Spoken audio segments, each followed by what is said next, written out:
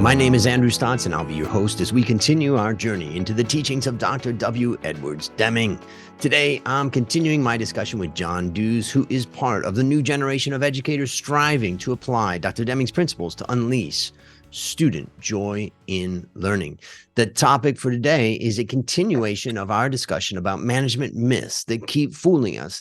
And we are going to be talking about performance appraisals. John, take it away.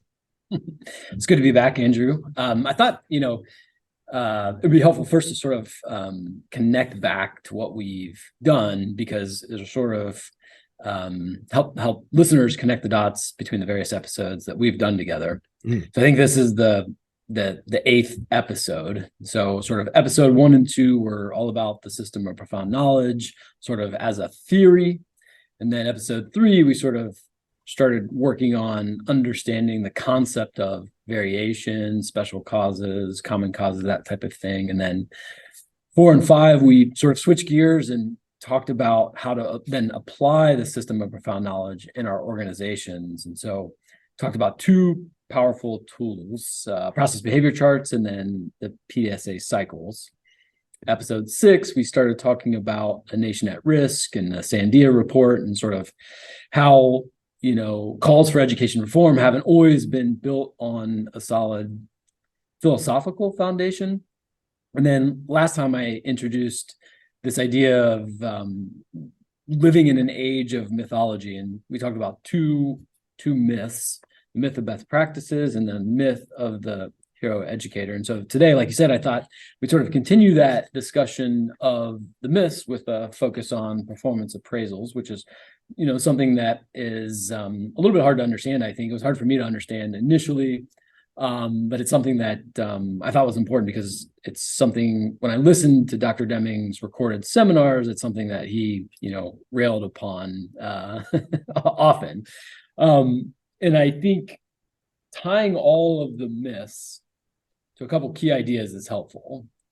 So, I think that first idea is that when we see outcomes in a system, they're more than the skills and efforts of the individuals that work within the system. So those results come from more than just sort of how the individuals within that system are working. The outcomes, that second idea, is that the outcomes are mostly attributable to the system itself, and workers are only one part of that system. I think that's really important. That sort of underlies all these myths, and certainly underlies this idea of the myth of the performance appraisal. And I think that when we're talking about these myths, so we've covered the theory, we've talked about some ways to apply that theory, that system of profound knowledge, in actual organizations. When we're thinking about the myths, what I'm thinking about is do's and don'ts. And so the myths are the don'ts. There are specific prescriptions following the Deming philosophy that leaders should sort of learn to stay away from, and why to do so. And then, of course, the do's would be sort of a set of guiding principles to follow. And I thought, right now we're sort of focused on the myths, and as we get through this episode and maybe one more on the myths, then we would sort of then focus on what do you do? That's where the guiding principles would come in. And so Deming has sort of outlined all of this for us: the theory, the application, the do's and the don'ts. And so that's where I thought we would start today. That's great. And we were talking before we turned on the recorder about how performance appraisals are such a fascinating area. And I know for a lot of people, there's nothing else that is the key of how you manage people. Like that, like you're talking about the core. Without performance appraisals, people are going to be lazy. Without performance appraisals, people are going to get distracted. Without performance appraisals, people aren't going to work hard because they're not going to get compensated. Without performance appraisals, we can't get this organization to work and everybody to work together. And this is the ultimate incentive that we need to motivate humans.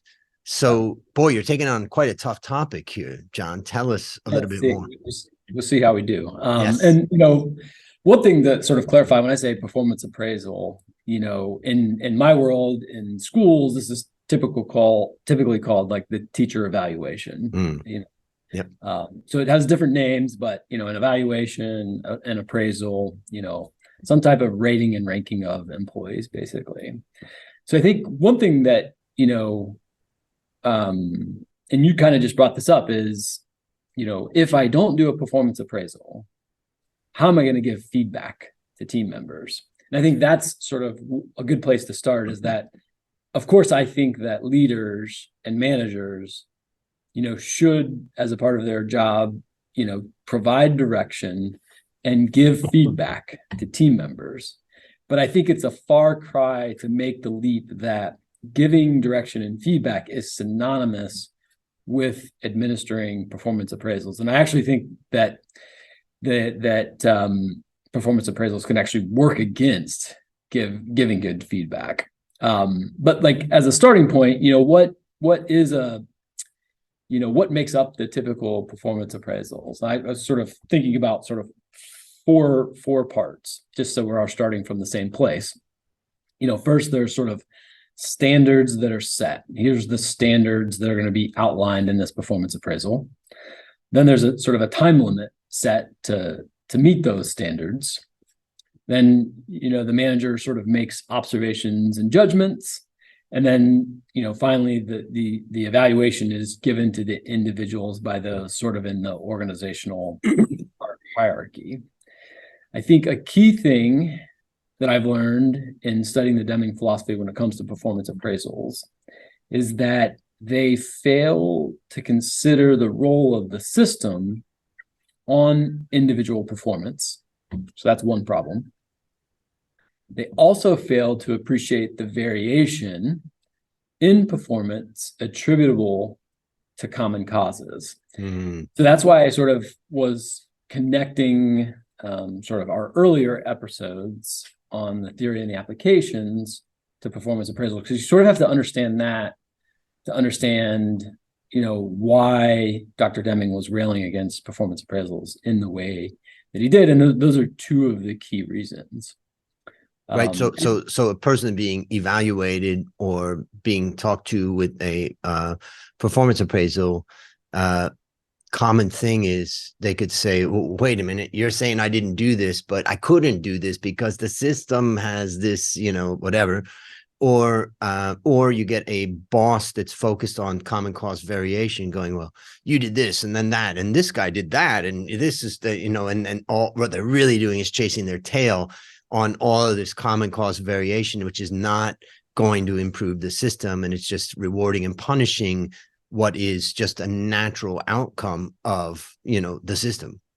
Yeah, that's a big part of it. So, if I'm a teacher, and, part of my evaluation is something like, outcomes of students and, how well I deliver the curriculum, the effectiveness of the curriculum, those types of things. Well, the vast majority of teachers didn't select the curriculum. So that's a good example of something that's a part of the system that a teacher has no control over typically, but that it could play a role in an evaluation. And there's all kinds of examples like that.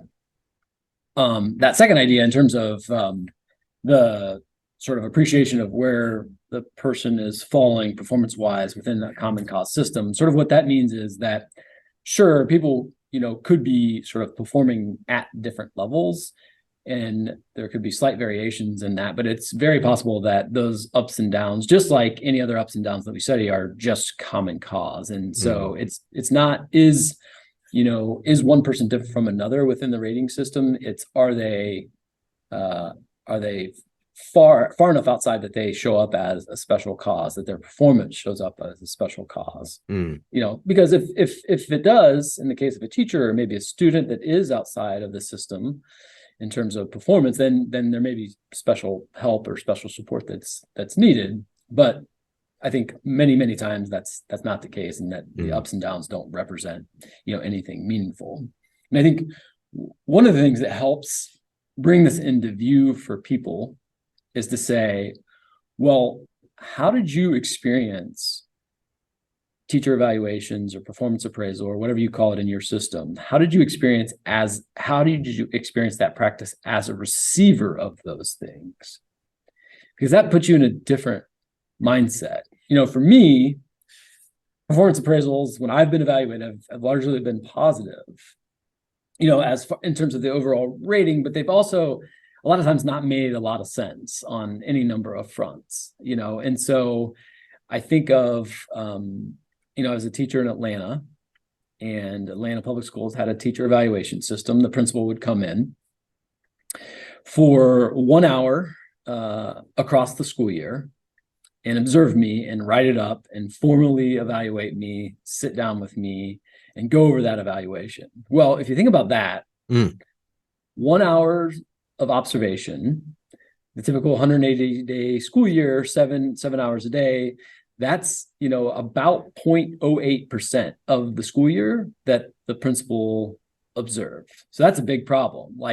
So we're saying that represents my entire time teaching across the school year, that 1 hour observation. So that's a major problem. Another issue is what is it that I'm being evaluated on? One that stands out for me. Now, granted, we were in a different time, 22 years ago when I first was evaluated. And so, but there's still a technology category in the evaluation. And so part of the evaluation was to use technology effectively in a lesson. And so one of my first questions would be, well, do you have to use technology in a lesson for it to be effective? I think that would be questionable at best. But what if I use technology some lessons and not in others, and the one you happen to observe, I didn't use it, right? You didn't see the ones where I did. I was working in a large urban school system. I had 7 computers in my room, and 5 of them didn't work on a regular basis. So that's another obstacle, right? And so I get this rating, I sort of take it. I don't really say anything about the computers not working, or what about my other lessons where I did use computers. I just sort of listen to this, but otherwise you're going to be labeled as argumentative. I'm going to be labeled as argumentative, and the rating was fine as it was, although I lost some points for those things. It's probably not worth, it's not, you kind of pick your battles. But the point is, what does that leave me with in terms of the taste in my mouth about, my school, about this evaluation system? Granted, it's one part of a system, and maybe I didn't, care about it too much, as long as the rating, was at a satisfactory level. But the point is like, didn't seem fair, didn't seem to make sense, didn't seem to line up with what you would need to sort of look at in terms of what you need to make an effective lesson, and and sort of how many people are experiencing evaluations in those same ways, whether it's ridiculous and being evaluated for something that doesn't work in your room, like the computer's not working, or smaller, like do you need computers to be a part of the lesson in the first place? And so there's all kinds of things like that I think are probably a part of a typical evaluation system. To summarize, what you're saying is, one way to think about performance appraisals is to think about your personal feeling when you're receiving your evaluation, and I would argue that most people don't feel great. It's not something they're really looking forward to. And the second way you can look at this is look at the person who is delivering it. If you're having to deliver performance appraisals, is that like your favorite day of the year, that you're working with that person, so that's a good way to look at it, so that you kind of understand that there's just something that doesn't feel right here, but continue on.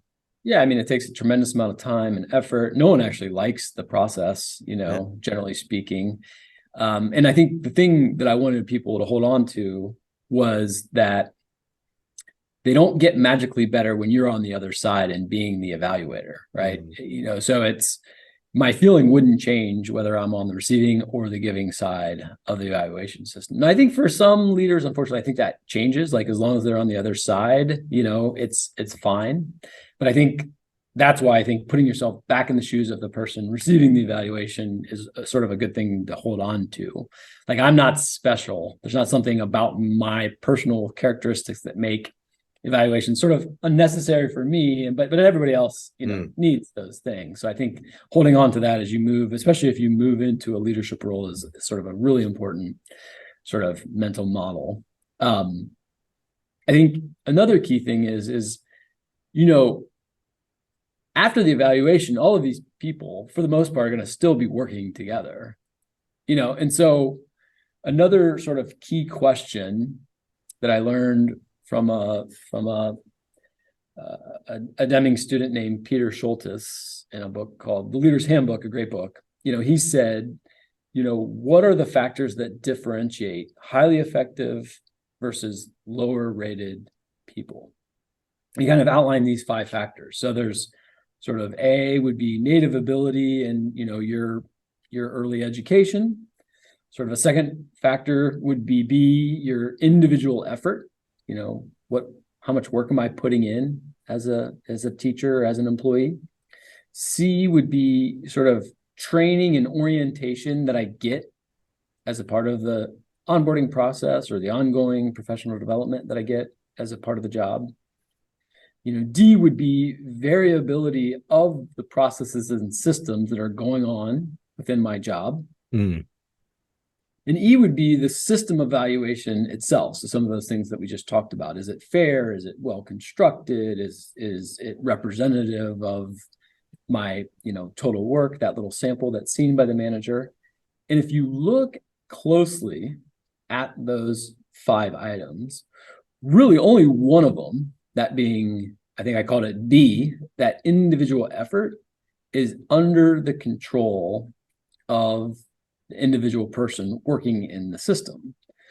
The other 4 factors really don't have anything to do with individual performance, but what the performance appraisal system attempts to do is sort of solve that equation, A plus B plus C plus D plus E equals my rating, let's call it 100.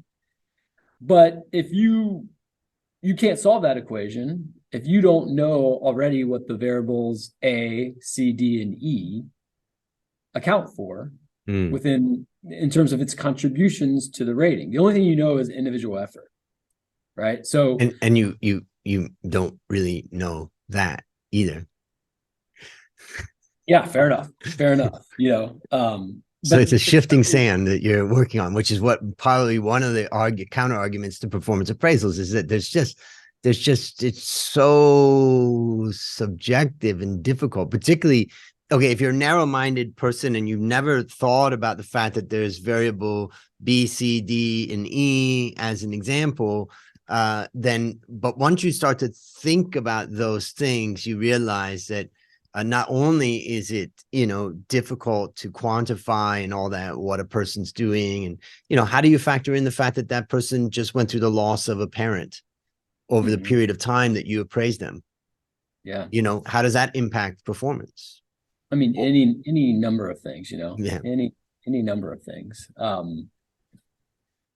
Yeah. I mean, I can think of, a lot of examples when you start to unpack those various factors, like, and you're talking to the manager, oh, well, we didn't quite onboard them like we typically do, no one acclimated them to our, curriculum system or, whatever it is. But they're still responsible for, delivery. We still move forward with that response. And again, it's not that there's not going to be variation in performance amongst employees. It's just,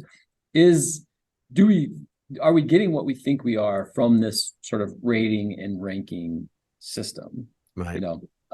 So I think what we're doing basically is disregarding the contributions of the system on the performance of individuals that are working within that system.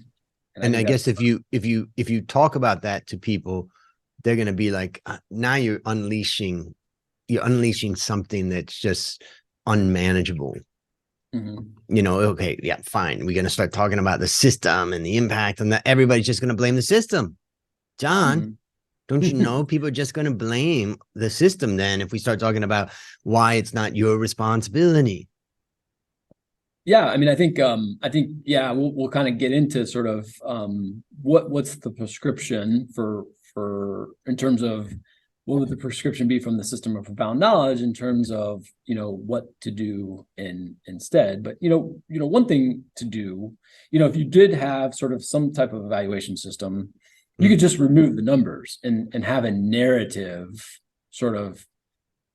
feedback on characteristics or competencies or capacities that are important for your particular organization, right? Right. I think that would be, one way to handle it. Another great tool that I learned from David Langford is a tool called the capacity matrix, where you sort of outline what are the capacities that are important for a given role that you want to see develop. You sort of define a series of dimensions, sort of growing from, more basic to more proficient in a particular capacity. And then you ask the person to sort of track their own learning in those areas. And sort of as they self-evaluate, they have to provide evidence, be it, maybe they give a presentation or incorporated a technique into their lessons on a regular basis, or, maybe they, presented at a staff meeting or something like that, but they have to sort of link the capacity development to some evidence that it's been put into place. So that's another way to sort of handle, if the point is to develop the person and build capacity, that's a much more powerful way to do it. And I think the goal of, starting to use the Deming philosophy is transformation. And sort of, I think what Deming was talking about when he talked about transformation is this process from going from, starting to understand these assumptions and these myths, and then working to move away from them. So, one of the lenses I have just in studying the Deming philosophy is to ask questions, because so many of the practices, like the performance appraisal, prior to studying Deming, I never even stopped and said, well, what is the theory behind the performance appraisal? Where did it come from? Why do people think it is an effective practice? Are there practices that would be more effective? So just as a starting place, you can start to ask questions about some of these things that you probably never even stopped to think about. I think that was true for me, whether we're talking about these myths or any other number of things, that are common in organizations, work settings. So we have this, and for performance appraisals, what is the theory behind them? That's a good question. That is a good question. Where did they come from? Well, I don't know for sure, but I know that sort of, a lot of sort of corporate practices can be traced back to things like, the military and early railroads, which were some of the first organizations to have sort of, a larger staff that had to be organized in a way. And I know that, in terms of the rail companies, that, when there was a crash, there did need to be somebody blamed. And so you had to sort of nail down who in the hierarchy, where did things break down? There had to be an individual to blame when two trains ran into each other or the train ran off the tracks. And I think what Deming is saying, is like, what was actually the system that led to that crash? That's what we needed to study in a lot of cases, and almost in all, cases, whether it's a train running off the tracks or the Challenger, space shuttle disaster. Almost all of them were sort of system problems, and there wasn't one single individual that you could sort of pin those problems on. And you could argue that performance appraisals are not really there in that case, like what you're talking about. Let's say a train crash. It's not really there to some extent to blame to improve the system. It's there to blame someone, and then we got our scapegoat. Now let's move on. That's right. Yep. Yeah.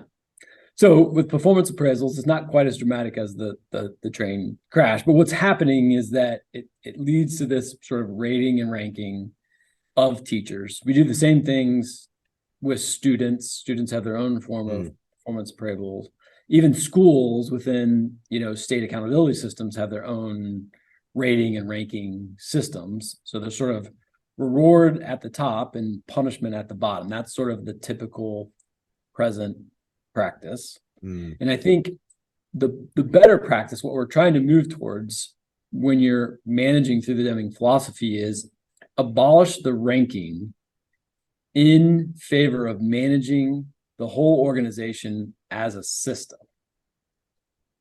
And what you want to do is study and understand how every part of that system, every component, whether it's grade levels or departments, whatever, how do they contribute to the optimization of the system. And so that's, what's the aim of your system? How do you optimize that? And I think a big part of this performance appraisal thing is that that practice is running in the other direction from optimization. Yeah. Right. You are sort of incentivizing individuals to look out for themselves versus sort of contributing to the sort of aim of the organization. One of the things that people say is like, well, what do I replace it with? Well, in a lot of cases in education, you may not even have that choice, but in private business, you do. And I always say, imagine that you're lost deep in the woods. And after hours of walking in one direction, you've realized that you're walking in the wrong direction. However, you're unsure of the right direction, but you've received enough information to know that you're walking in the wrong direction. What would you do? Perhaps stop going in the wrong direction. Yeah. As a starting point. Yeah. And the point is that you don't have to know the right direction if you've identified the wrong direction. Right. And so that's one of the challenges that we often get with performance appraisals is, well, what are we supposed to do if we don't do that? Mm-hmm. Yep. And I think, and that's, when you start to understand the system of profound knowledge, you start thinking about ways that it can offer you guidance on, a practice like the performance appraisal, right? And so what I tried to think through is, in terms of performance appraisal, what do each of the components of the system of profound knowledge contribute in terms of learning about the way to, in terms of your analogy, to the way to start to move in the right direction. And so, there's the four components of the system of profound knowledge. You have appreciation for a system, knowledge about variation, theory of knowledge, and psychology. And sort of each of those components has sort of contributions to make in terms of rethinking the performance appraisal. So I was going to, break those down as a sort of way to round out our talk today.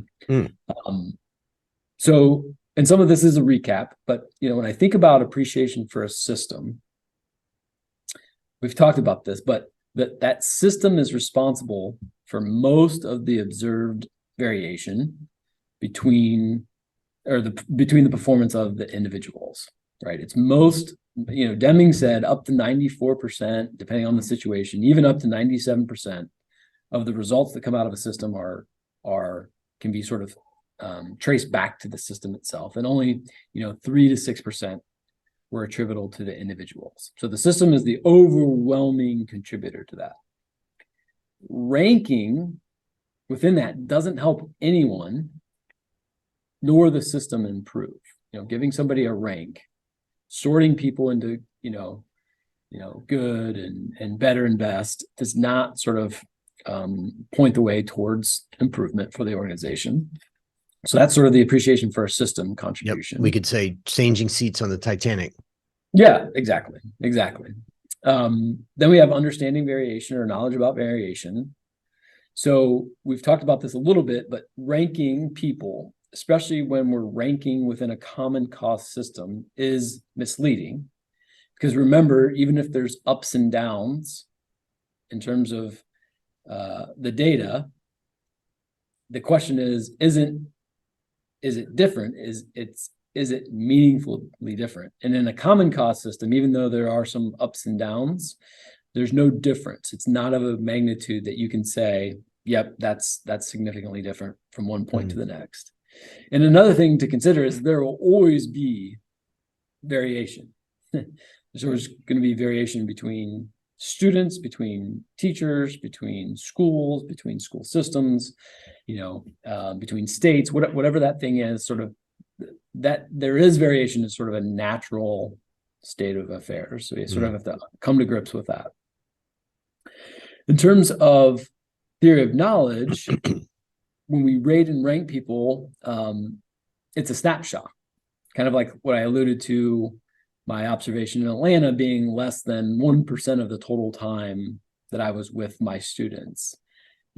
So that ranking doesn't take into account in any performance appraisal system I've ever been aware of, that temporal spread.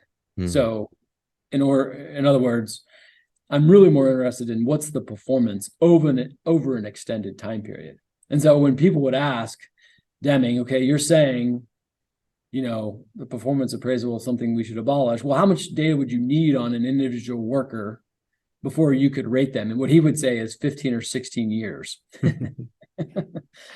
and basically what he's saying is, I think, is that, that's the amount of sort of performance data you would need to plot if you're doing it once a year. Once you have 15 or 16 years, you can kind of get a sense of how that data is performing over time. That last component, maybe the most important, is psychology. I think one big problem is that those performance appraisals at their worst are debilitating to people. At their best, they're perceived to be arbitrary, sort of like what I talked about. Certainly wasn't debilitating to get my rating, my rank, and my rating in Atlanta, but I did sort of see the rating and the points I lost as arbitrary and sort of meaningless, to be candid.